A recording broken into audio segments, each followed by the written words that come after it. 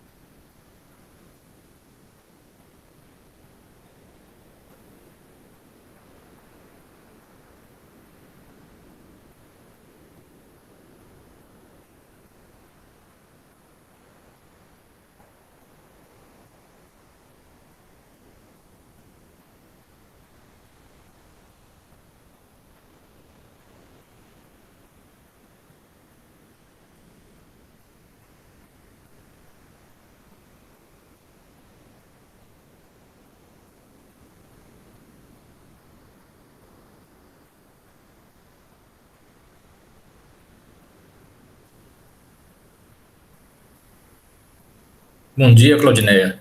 Tudo bem? Bom dia, professor. Sim. Como é que tem passado a semana? Bem, professor. Que bom, que bom. Vamos dar início então à aula.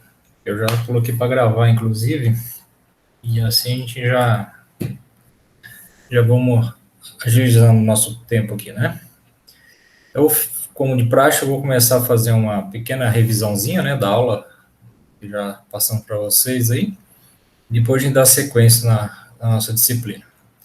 Então, na aula passada, nós falamos a respeito das incapacidades. Vamos ver, deixa eu passar de novo aqui no nosso slide, para ver se facilita aqui também a apresentação.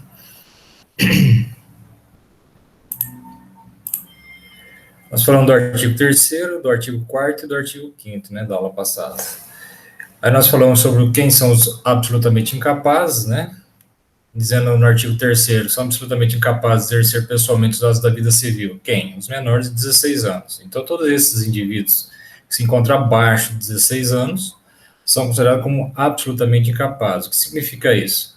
Bom, eles por si só não podem exercer pessoalmente os atos da sua vida civil. É necessário que eles tenham um representante legal, no caso, né, que recai geralmente aos seus tutores naturais, que são os próprios pais, né, para poder justamente representá-los na sua vida civil. Então, para isso ocorrer, é necessário que estejam devidamente representados por quem de direito, ou seja, através de seus representantes legais. Por quê? Porque caso um ato praticado por um absolutamente incapaz é um ato nulo, ou seja, não tem qualquer efeito, não tem validade alguma, tá certo? Então, essa é a primeira consideração que nós falamos sobre os absolutamente incapazes. Já os relativamente incapazes estão elencados no artigo 4º, dizendo o seguinte: são incapazes relativamente a certos atos ou a maneira de os exercer. Quem são? Então, os compreendidos em 16 e 18 anos, entre os maiores de 16 anos e menores de 18 anos. Os ébrios habituais, os viciados em tóxico, né? Na ébrios nós já vimos que são aqueles pessoas que são que têm uma dependência em relação ao álcool, né? Então, são os alcoólatras. Inciso 3, aqueles que por causa transitória ou permanente não puderem exprimir sua vontade, quer dizer, que não consegue se expressar, seja por sinais, por intérpretes, por imagem, seja lá qual for a condição, né, não consegue se manifestar, ou seja, não tem um discernimento para poder justamente ter essa condição. E os pródigos, aqueles que gastam compulsivamente todo o seu patrimônio, sem qualquer critério nesse sentido. Então, esses indivíduos poderão ser o quê? Interditados. E uma vez isso, na sua interdição, eles não poderão o quê? Exercer pessoalmente os atos da sua vida civil. Então, conforme nossa observação abaixo, diz o seguinte: os relativamente capazes de exercer seus direitos e deveres direta e pessoalmente, até que alguém possa se sentir lesado ou prejudicado por atos praticados por aqueles, tornando-os assim, então, seus atos o quê? Anuláveis. Então, diferente referente ao artigo 3º, que são atos nulos, esses casos são anuláveis. Então, para que ocorra de forma absoluta seus atos, é necessário que eles estejam o quê? Devidamente assistidos por quem de direito, ou seja, através de seu assistente legal. Então, lá, no artigo 3º, existe o representante legal. Nesse caso aqui, existe o assistente legal. Ok? E, diferentemente do artigo anterior, do artigo 3º, o ato, como já foi falado, é um ato anulável, ou seja, tem até um certo efeito, mas poderá perdê-lo desde que, né, não esteja devidamente assistido por quem deveria, né, nesse sentido. E, por fim, o artigo 5º, né, dizendo o seguinte: a menoridade cessa aos 18 anos completos, quando a pessoa fica habilitada à prática de todos os atos da vida civil. Então, lá no artigo 1º, que determinava que toda pessoa é capaz de direitos e deveres na ordem civil, lá, na verdade, ele dá a oportunidade para que todos possam alcançar essa condição. Mas somente aqui nesse artigo 5º é que é previsto essa condição absoluta referente à sua ação, né, referente aos seus atos de direitos e de deveres nesse sentido. Só que também há algumas condições que você pode o quê? Antecipar essa maioridade. São os tipos de emancipação, que é elencado a partir do parágrafo único, né? Através de seus incisos. Então, cessará para os menores a incapacidade. Tipos de emancipação, então. De que forma pode ser feito isso? Bom, inciso 1. Pela concessão dos pais ou de um deles na falta do outro, mediante o quê? Instrumento público. Então, os pais podem conceder, né? Faz uma transferência de poderes nesse sentido para esse menor, né, através de um instrumento público, independentemente de homologação judicial, quer dizer, não precisa passar pelo crivo do Poder Judiciário nesse caso. Ou se for a condição de analisar pelo juiz, né, sempre tem que ser o quê? Manifestado um tutor, quer dizer, o tutor tem que ser ouvido, e se o menor ainda tem que ter o quê? No mínimo, 16 anos completos. Então, tem que ser por data e hora também do seu nascimento, nesse sentido. Inciso 2, pelo casamento. Então, uma vez que esse menor com 16 anos completos, ao casar, ele poderá também adquirir a questão da emancipação. Já o inciso 3 e o inciso 4, nós já falamos na aula passada, é um pouco provável que isso venha a ocorrer. Por quê?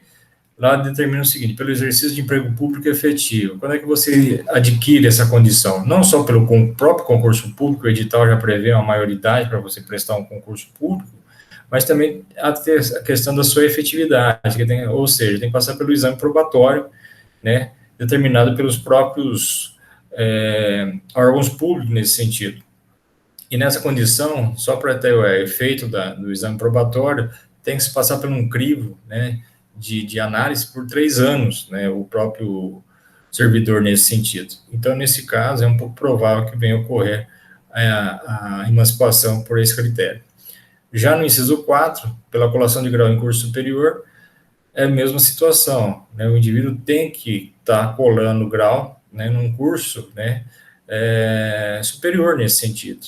Então, aqueles que obtiveram qualquer título antes de ocorrer os 18 anos, completos nesse sentido, poderá ser, né, ser emancipado. Porém, sabemos que é um pouco provável que isso venha a ocorrer também. E já o inciso 5º, né, determina o seguinte: pelo estabelecimento civil ou comercial ou pela existência de relação de emprego, desde que, em função deles, o menor com 16 anos completos tenha economia própria. Então, aqui, o indivíduo, nesse caso, poderá, né, adquirir a sua condição, desde que, né, ele já venha trabalhando dentro de uma determinada organização para obter sua condição de sobrevivência, né? E, no mínimo, a idade que tem que ser adquirida por essa condição é os 16 anos completos. Então, essas são as situações que estão previstas justamente nesses artigos aqui.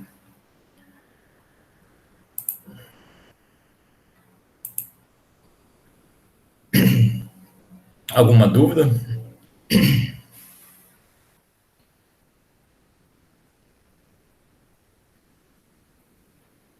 Não? Pelo jeito você...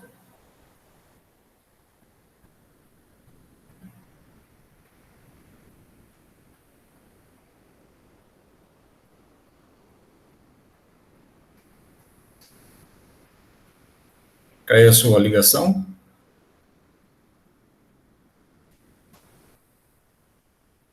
Vamos aguardar um pouquinho também.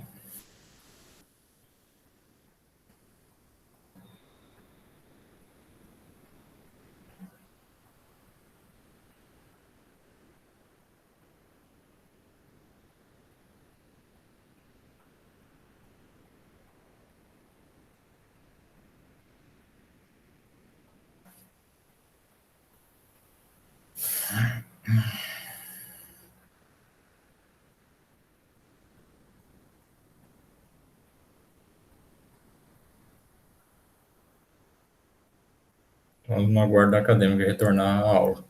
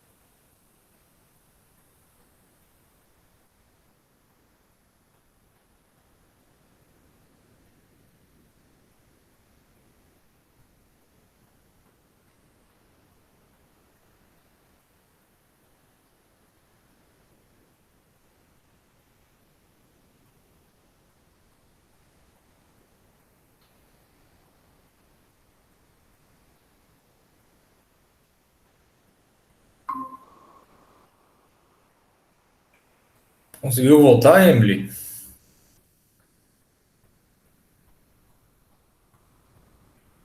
Emily, bom dia. Emily, Bom dia. conseguiu Tá voltar? escutando? Agora eu tô. O que aconteceu? Bom dia. É que a minha internet aqui tava muito ruim, eu não tava conseguindo entrar. E eu moro na fazenda e o tempo aqui tá muito horrível. E aí a internet tinha caído, mas agora ela voltou. Ela pode vir a cair de novo, né?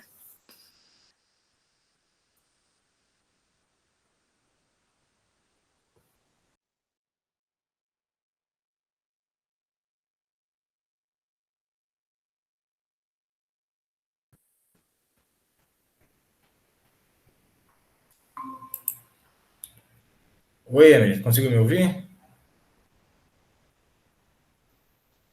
Tava mudo pra mim aqui, professor. Mas você tá me ouvindo agora ou não? Agora eu tô. Então tá, melhorou sua internet? É, parece que agora voltou, porque desde as 7 não tinha voltado, não. Tava tentando e não voltava. Ah, tá. Entendi. Então, vamos dar sequência então, né? Eu fiz aquela revisãozinha, não sei se você pegou por completo ou não, mas eu já vou dar início à sequência, tá? Falar do artigo 6º. E antes de eu falar do artigo 6º, eu tenho que informar o seguinte: esse artigo 6º, na verdade, ele dá um início que se refere ao artigo 22 até o artigo 39 do nosso código, tá? E ele vai falar sobre um assunto chamado sobre ausência. Mas qual que é a importância referente à questão desse assunto? Bom, imagina o seguinte: a própria denominação de ausência, né? O que seria isso, né? É, na verdade, quando a pessoa se encontra em lugar que não pode ser encontrado, na verdade, né? Ele está em lugar incerto e não sabido. Então, ele simplesmente desapareceu, sem deixar qualquer paradeiro sobre a sua existência. Você não sabe se ele está vivo ou está falecido, referente a essa condição. Mas qual que é a importância disso? Então, imagine o seguinte: essa pessoa, ele é proprietário de uma organização, de uma empresa, seja lá o que for, tá? E, de repente, ele simplesmente desapareceu. E imagina os seus herdeiros, seus sucessores. Então, imagina o seguinte: essa pessoa, né, que é arrimo de família, que sustenta a família toda, né, através dessa empresa, dessa organização, e simplesmente desaparece. Bom, para você tomar posse de um patrimônio de alguém, né, ou é através de uma compra e venda, né, que pode ser feito dessa forma, ou através, né, seja através da doação dessa pessoa para o próprio indivíduo, ou através da sua sucessão, né, questão de herança e etc. Mas quando a pessoa desaparece, sem deixar qualquer paradeiro dessa existência, como é que você vai assumir algo que não é seu, propriamente dito, né? Os seus herdeiros vão assumir algo que não é deles, nesse sentido. Então, essa é a importância, porque de repente ele tem uma organização, ele tem uma empresa, e aí ela não pode ser ainda transferida de uma forma legal, tendo em vista que você só assume a propriedade ou a posse de determinadas organizações, seja através dessas condições que eu já mencionei anteriormente aqui. Mas como é que se faz, então, referente a isso? Bom, o que se determina está elencado justamente do artigo 22 até o artigo 39 do nosso Código Civil, né, que é o capítulo seguinte, né, no capítulo 3, na verdade. Tá? Mas, para isso, em vez de a gente fazer artigo por artigo, eu vou determinar isso através de 3 fases, né, bem resumidas, para a gente poder justamente compreender essa condição. Tá? Se fosse um curso de direito, propriamente dito, tinha que ser artigo por artigo, mas aqui a gente vai fazer de uma maneira bastante compreensível, né, para a gente poder justamente entender toda essa condição, né, que a lei prevê para justamente tomar posse em definitivo do patrimônio deixado pela pessoa que se encontra ausente nesse sentido. Então, eu vou começar a passar através do nosso slide novamente aqui, para facilitar justamente essa compreensão que eu estou falando para você aqui, tá? Então, partilhar aqui. Então, diz o seguinte, artigo 6º. A existência da pessoa natural termina com a morte. Né? Uma vez que ela faleceu, termina a sua existência de acordo com a nossa condição aqui legal. Então, presume-se essa, então, existe uma ordem de presunção. Né? Quanto a quem? Aos ausentes. Nos casos em que a lei autoriza a abertura da sucessão definitiva. Tá? Então, a previsão que está dentro do artigo 6º ele vai ter que ser referendado pelos artigos 22 até o artigo 39 do nosso Código Civil. Então, o que é ausente, na verdade? É tudo aquilo que está fora do seu domicílio, né? Mas no sentido em que agora toma o vocábulo, é aquela pessoa cuja habitação se ignora, ou de cuja existência se duvida, e cujos bens ficaram ao desamparo. Então, como falei agora há pouco, são aquelas pessoas que se sumiram, desapareceram, e que você não sabe da sua existência, ela está viva ou está falecida. E, nesse caso, né, o patrimônio deixado por ela, né, está desamparado, ou seja, não existe como você assumir algo, né, sem a determinação legal nesse sentido. Então, para isso é necessário que passe por essas 3 fases que foram elencadas pelos artigos 22 e artigo 39. E determina assim, a ausência presumida, a ausência declarada e, por fim, a morte presumida. Então, é uma presunção de falecimento dessa pessoa. Então, nessa questão, né, declaração de ausência, a declaração do que o juiz faz atestando que uma pessoa está ausente ou desaparecida de seu domicílio, quer dizer, tem que atestar que a pessoa realmente se encontra, né, sem qualquer paradeiro referente à sua existência, né, sem que dela haja o quê? Notícias, não deixando, então, o representante, o procurador, a quem toca o quê? Administrar os bens. Então, o seu patrimônio é necessário, então, que seja, né, determinado pelo próprio Poder Judiciário, quem vai poder justamente dar andamento a esse patrimônio e quem vai administrar o patrimônio deixado por ela nesse sentido, ok? Então, imagina o seguinte, uma pessoa que desapareceu justamente, vou colocar como exemplo aqui, que ela desapareceu por se encontrar em grandes situações, né, financeiras complicadas. E nesse sentido, ela desapareceu e deixou, né, as dívidas, né, referente a essa condição, né, para os seus familiares, seus sucessores e etc. Como quitá-las e como, né, poder justamente assumir a responsabilidade, né, referente ao patrimônio deixado por ela, nesse sentido. Isso que determina justamente esses artigos, né.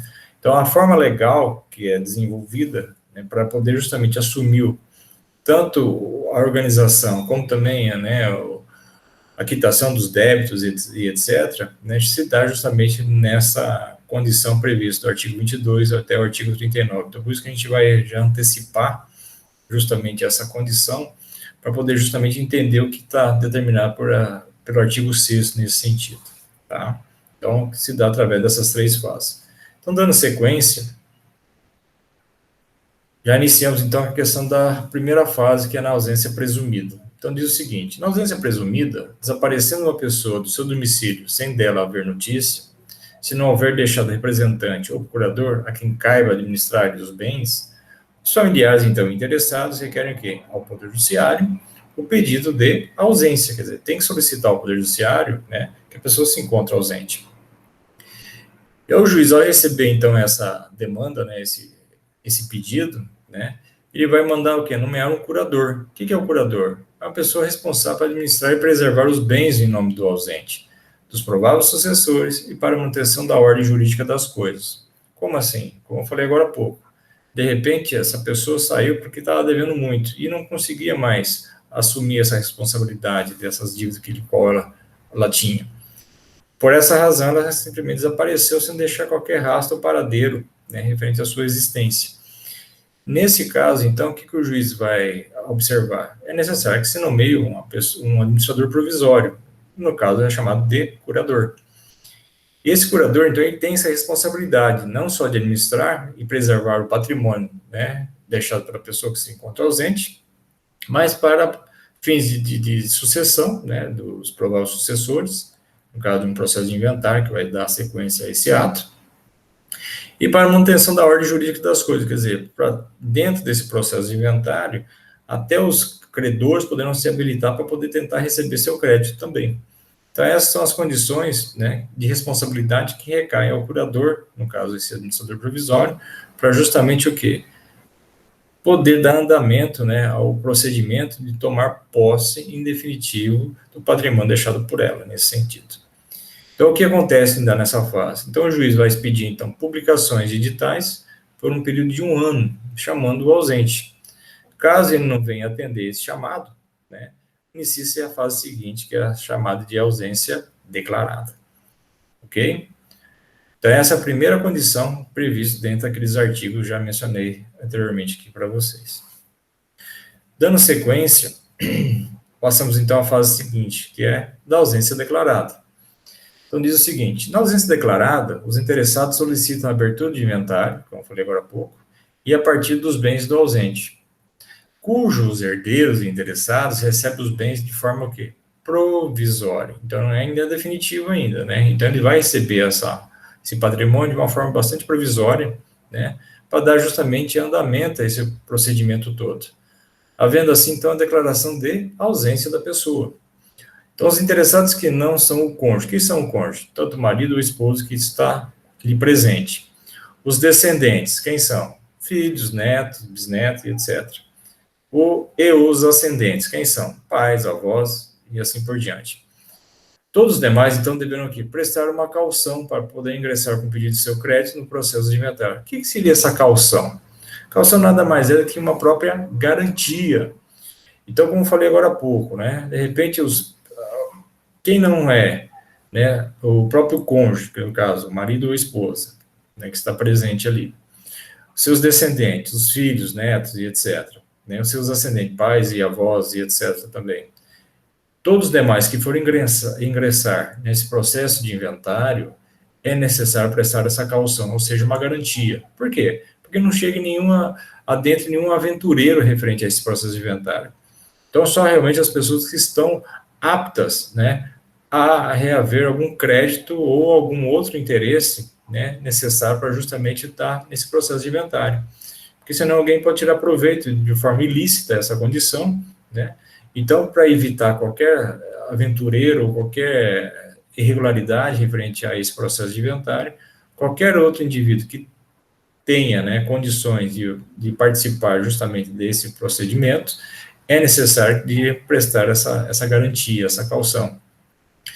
Caso realmente comprove que realmente ele tem esse crédito a receber ou esse direito dentro desse processo, nesse sentido, então, essa garantia é devolvida ao ingressante nesse sentido, tá?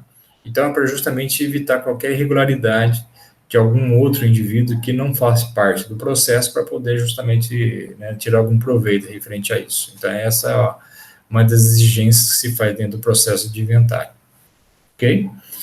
E na fase seguinte, né, é determinado através da quê? Da presunção de falecimento dessa pessoa, dizendo o seguinte: na morte presumida, se dá da seguinte forma: 10 anos depois de passado em julgado a sentença que concede a abertura de sessão provisória, então ele é primeiro dado uma sucessão provisória. Então tem que passar 10 anos para ser homologada a sucessão provisória, né? Então poderão os interessados, herdeiros e sucessores, requerer então no final o quê? A sucessão definitiva. Então, passando 10 anos depois, né, a situação do processo de inventário, a pessoa recebe o quê? A sucessão provisória. Passando além da sucessão provisória, chega-se à sucessão definitiva. E diz o seguinte: dentro do prazo de 10 anos da homologação da sucessão definitiva, caso o ausente retorne, ele poderá o quê? Receber os bens no estado que se encontram. Agora, passado além dos 10 anos da homologação da sucessão definitiva, caso o ausente retorne, não terá direito ao quê? A mais nada. Então, nós temos, então, um critério, né, de tempo, né, referente a essa questão, né, da posse em definitivo da pessoa que deixou seu patrimônio de forma ausente. Então, nesse sentido, o que acontece? É feito, né, o pedido dessa homologação da sucessão provisória, só que tem que decorrer um prazo de 10 anos para ter o quê? A sucessão definitiva. Uma vez que foi concedida a sucessão definitiva, tem mais o quê? Um outro prazo, 10 anos, para ser homologada essa condição também. Caso esse indivíduo volte antes do término dessa homologação da sucessão definitiva, ele poderá o quê? Reaver o patrimônio deixado por ele, seja de forma, né, aumentada ou diminutiva, ou dependendo de como foi administrado esse patrimônio, né? Mas ele tem o direito de receber ainda. Agora, passando além do prazo de 10 anos dessa homologação da sucessão definitiva, aí sim ele não terá direito a nada, caso ele venha, né, reaparecer novamente. Como foi falado, é uma presunção de falecimento desse ausente, porque você não sabe realmente o que aconteceu com ele. Então ele pode estar vivo ou não, né? Mas uma vez que você o juiz concede, né, a presunção de falecimento dele, aí sim você poderá o quê? Tomar posse em definitivo referente ao patrimônio deixado por ele, ok? Aí eu pergunto para você, Emily, quanto tempo é necessário, então, de acordo com o que foi previsto dentro da nossa legislação, para você tomar posse em definitivo, né, do patrimônio deixado pela pessoa ausente? Qual é o número de anos que é necessário para isso? Você sabe me dizer ou não? 10 anos, que nem daqui? Então, na verdade é mais do que isso, né? Por quê? Porque você tem um ano do edital, não é isso? Lá na ausência presumida, ok? Depois você tem mais 10 anos, né, referente à sucessão provisória, que dentro da ausência declarada. E depois você tem mais 10 anos, né, da morte presumida, né, através da sucessão definitiva. Então, no caso, fazendo a somatória desses anos todos, dá no mínimo 21 anos para você tomar posse do patrimônio deixado pela pessoa ausente, tá? Então, conta-se de um ano do edital, mais 10 anos da sucessão provisória, foi mais 10 anos da sucessão definitiva, ou seja, 21 anos. Caso não ocorra nenhuma interferência, né, ou irregularidade durante esse período todo. Tá certo? Então, só para deixar bem claro essa questão de você tomar posse através desses procedimentos adotados pelo artigo 22 até o artigo 39, para tomar posse em definitivo da pessoa que se encontra ausente. Ficou claro isso para você? Sim, professor. Então, tá bom. Podemos dar sequência, então? Pode. Então, vamos partir para o artigo 7º, tá? O artigo 7º, na verdade, ele é uma sequência do artigo 6º, só que, no caso, né, sem interferência do artigo 22 e do artigo 39. Quer dizer, você poderá decretar, né, a presunção de falecimento da pessoa que se encontra ausente, sem passar para aquelas fases de ausência, né? Então, você já pode determinar de pronto, de imediato, então, essa declaração de presunção de falecimento, ou seja, tomar posse em definitivo do patrimônio deixado pelas pessoas que se encontram ausentes pelos critérios que foram adotados no artigo 7º. Quais são esses critérios? Então, diz lá. Inciso 1. Se for extremamente provável a morte de quem estava em perigo de vida. Então, imagina o seguinte, a pessoa, né, de repente, embarca num avião, né, você vê ele embarcar num avião, e esse avião simplesmente explode no ar. Bom, é bem provável, né, que ele tenha falecido com os demais, né, pessoas que lá se encontravam. Então, nesse caso, é necessário passar por esses critérios todos? Não. Uma vez que você comprova que a pessoa estava naquele exato momento, né, ao embarcar naquele avião que acabou ocorrendo esse desastre, então, nesse sentido, é extremamente provável que ele tenha o quê? Falecido com os demais que ali se encontravam.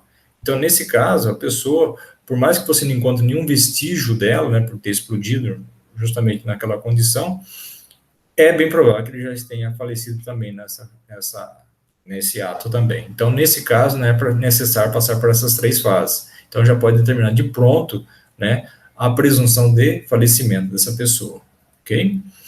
Um outro critério que é adotado nesse artigo 7º se dá da seguinte forma: se alguém desaparecido em campanha ou feito prisioneiro não for encontrado até 2 anos após o término da guerra. Ou seja, a pessoa foi para uma guerra, tá? E essa guerra simplesmente terminou, né, foi extinta. Passou-se 2 anos fazendo a busca e averiguações, não encontrando essa pessoa, presume-se que ela tenha o quê? Falecido durante essa campanha de guerra. Então, nesse sentido, já pode determinar também o quê? Né, o provável falecimento dessa pessoa que não se encontra mais presente aqui nesse caso. Então, é outra condição que também não necessita passar por aquelas 3 fases, né, da ausência presumida, da ausência declarada e da morte presumida nesse sentido. Então, já pode declarar a presunção de falecimento dessa pessoa que se perdeu justamente durante esse período de pós-guerra também, como está dizendo lá no parágrafo único. A declaração da morte presumida, nesses casos, somente poderá ser requerida depois de esgotados o quê? As buscas e averiguações, quer dizer, fazendo total, né, busca referente a essas pessoas, né? Então, devendo a sentença fixar, então, a data provável do seu falecimento, tá? Existe um outro critério, como está dizendo no artigo 38, no próprio Código, dizendo o seguinte: pode-se requerer a sucessão definitiva também, provando-se que o ausente conta com 80 anos de idade e que de 5 anos data as últimas notícias dele. Então, uma outra condição, a pessoa já está com 80 anos e há 5, né, já se encontra desaparecido referente a isso, também já pode determinar o provável falecimento dela. Então, também um outro critério que não necessita passar pelas 3 fases que nós falamos no artigo anterior aqui, tá certo? Então, nesses são os casos que não necessita passar pela ausência presumida, pela ausência declarada e pela morte presumida. Já entra diretamente, né, com a presunção de falecimento dela. Já vai sair um certidão de óbito de imediato nessa condição. Tá certo? Então, mais um outro critério previsto referente à questão dos ausentes nesse sentido. Deixei claro? Sim, professor. Ok. Seria o artigo 8º, a nossa sequência, tá? Mas nós não colocamos aqui na nossa aula, porque vai se retratar a questão de comoriência, tá? Comoriência, só para a gente poder elucidar isso para você, determina o quê? Quando 2 ou mais pessoas falecem ao mesmo tempo, tá? Mas qual que é o intuito disso? Isso é a questão de ordem sucessória, o direito das sucessões, na verdade, tá? Então, é lá no final do código, na verdade, na parte especial, que é retratado esse assunto. Como não é o caso, nós vamos simplesmente pular esse artigo, né, que não nos diz respeito, referente ao que nós estamos tratando com vocês aqui, tá? Já o artigo 9º e o artigo 10, tá, já é de nosso interesse, porque ele vai tratar simplesmente sobre registro público e sobre averbação, tá? Então, diz lá, o que é um registro público? Registro público nada mais é que o ato de registrar todo e qualquer fato importante da vida de uma pessoa, desde o seu nascimento até o seu falecimento. Então, apresentando consequências jurídicas, mesmo após o seu óbito, como a própria sucessão, seus bens, direitos e deveres, dando o que? Veracidade não só ao fato, mas perante a terceiros, tornando o que? Público e autêntico. Então, quando a gente retrata a questão de um registro público, tá, ele vai tornar o que? Autêntico, verídico, todo e qualquer fato de uma pessoa durante sua, né, progressão de vida, né, durante sua vida pregressa. Ou seja, tudo que é fato importante na vida de um sujeito tem que estar devidamente o quê? Registrado publicamente. Por quê? Para não tornar não só válido essa condição prevista para o próprio indivíduo, para a própria pessoa, mas perante terceiros também, né, perante a sociedade também. As pessoas né, tomarem conhecimento que é, né, referendado, né, de importância para esse indivíduo. Então, desde o seu nascimento até o seu falecimento, tudo está o quê? Devidamente registrado, né? Então, nós vamos dizer, lógico, existem outros fatores que deverão ser registrados também, mas nós estamos tratando aqui o que é referendado ao indivíduo, à própria pessoa, propriamente dito, tá? Daquilo que nós já até comentamos com vocês em aulas anteriores aqui, tá? Então, essa é a importância de um registro público. Então, o que pode ser registrado publicamente? Bom, de acordo com o artigo 9º, então, diz o seguinte: serão registrados em registro público, primeiro, está dizendo, os nascimentos, casamentos e óbitos, né? Então, a pessoa ao nascer tem que ser registrado, né? Mudou seu estado civil, como casamento, por exemplo, tem que ser registrado. Chegou a falecer, tem que ser registrado, porque todos eles apresentam o quê? Uma consequência jurídica referente ao fato praticado, né? Então, esse episódio de importância referendada à vida de uma pessoa tem que estar devidamente registrado, como falei, valendo não só para o próprio indivíduo, mas perante a sociedade também.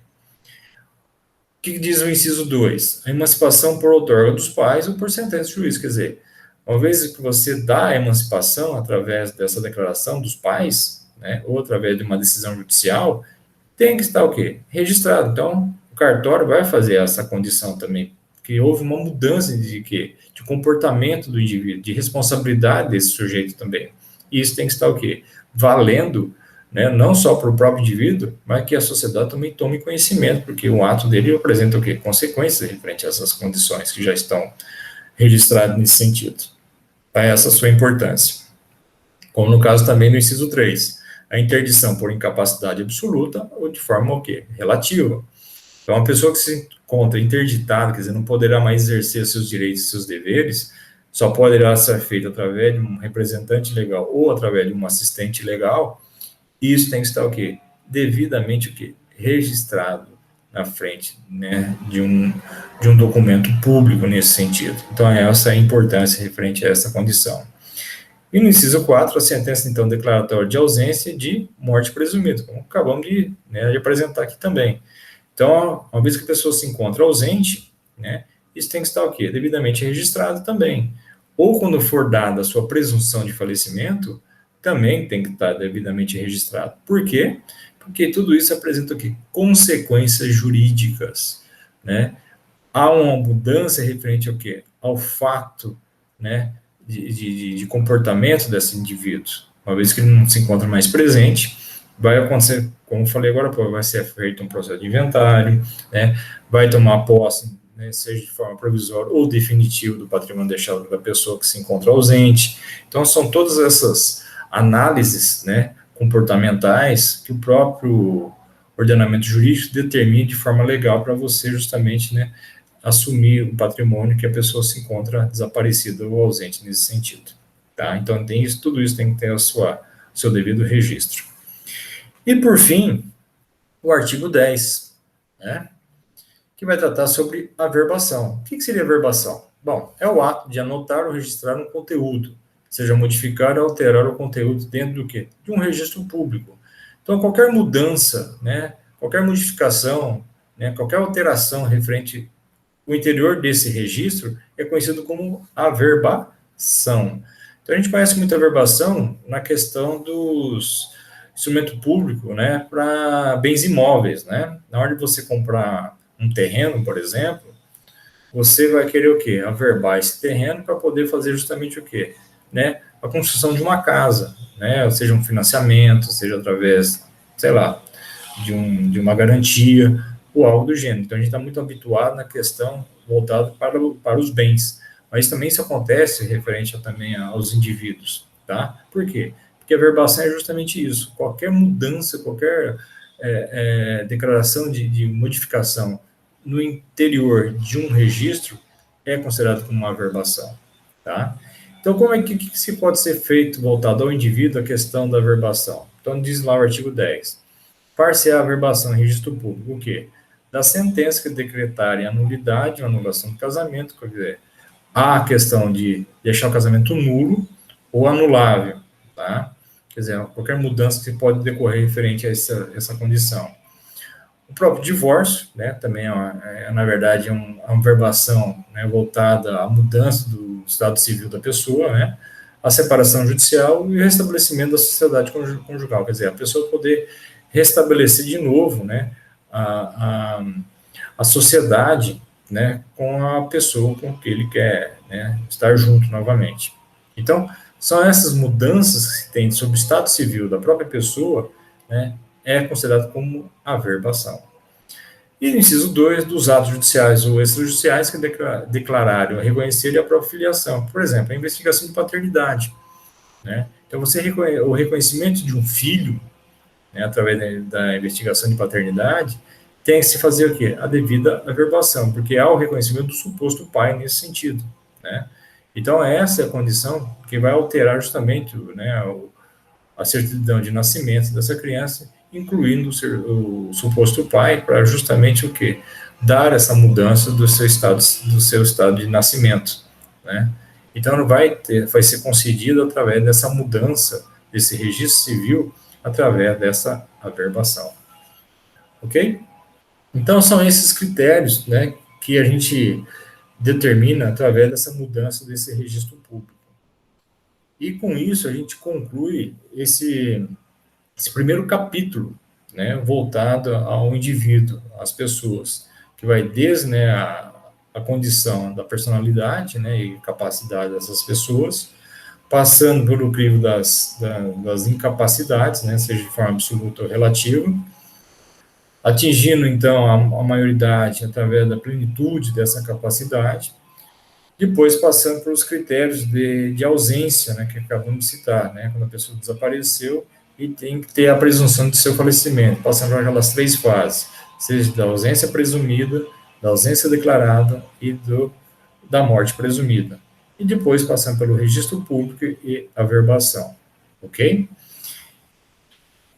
Então, qual que é a sua dúvida agora? Ou está tudo ok? Professor, tá tudo ok. É? Nenhuma dúvida referente a isso? Não, por enquanto não. Então tá. Então com isso nós encerramos a aula de hoje, né? Então a gente volta a nos encontrar depois na próxima aula, né? Dando sequência com o capítulo 2, vamos falar um pouquinho sobre direitos da personalidade, tá? E o capítulo 3, que nós já passamos por essas 3 fases, aí assim nós encerramos depois essa outra unidade. Então, no capítulo 2 vai do artigo 11 até o artigo 21, nesse caso. Então, tem mais 10 artigos aí para a gente eliminar essa outra unidade, ok? Se você não tem nenhuma dúvida, nenhum questionamento, é que eu vou encerrar a nossa aula. Alguma dúvida ou não? Não, professor. Tá tranquilo, então? Tranquilo. Então, eu desejo para você uma boa semana, tá? Um bom dia, então, muita saúde e que a gente possa nos encontrar na próxima aula, tá bom? Tá bom, igualmente desejo ao senhor. Tenha um bom dia. Obrigado. Tudo de bom para você, então. Tchau, tchau.